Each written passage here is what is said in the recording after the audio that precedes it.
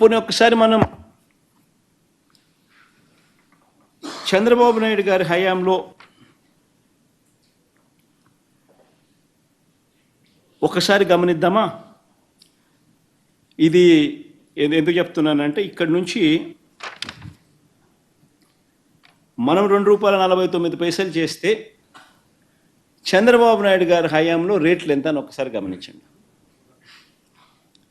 చంద్రబాబు నాయుడు గారి హయాంలో ఇది విండ్ పీపీఎస్కి సంబంధించి, నేను రెండూ చెప్తాను, విండో చెప్తా, సోలార్ చెప్తా, రెండూ చెప్తా. సోలార్ అయితే ఇంకా కళ్ళు తిరుగుతాయి అనుకో.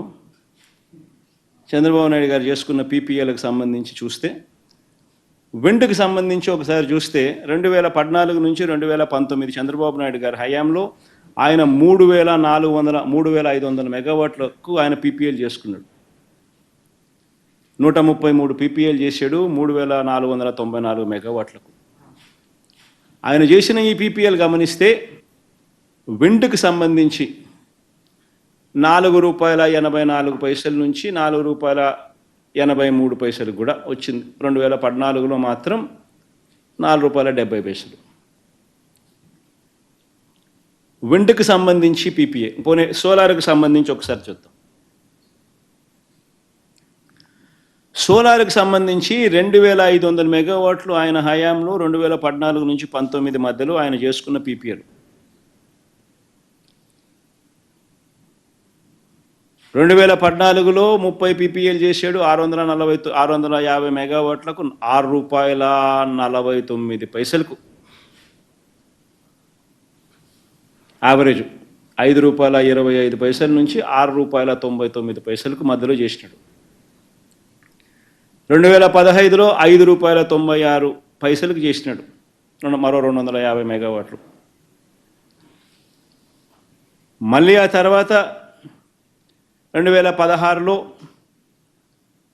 ₹6.80, ₹5.99, ₹4.61, ₹4.50. ఆయన సోలార్ యావరేజ్ ఎంత అని చెప్పి చూస్తే ₹5.90. ఇది ఏపీఆర్సీ ఇచ్చిన 2019లో ఏపీఆర్సీ ఇచ్చిన టారిఫ్ ఆర్డర్ చూస్తే 2019 నుంచి 2019-20 2019-20 టారిఫ్ ఆర్డర్ చూస్తే Andhra Pradesh APERC electricity regulatory authority విడుదల చేసిన టారిఫ్ ఆర్డర్ చూస్తే wind power average Chandrababu Naidu గారి హయాంలో ₹4.63 అయితే solar project average ₹5.90 per unit.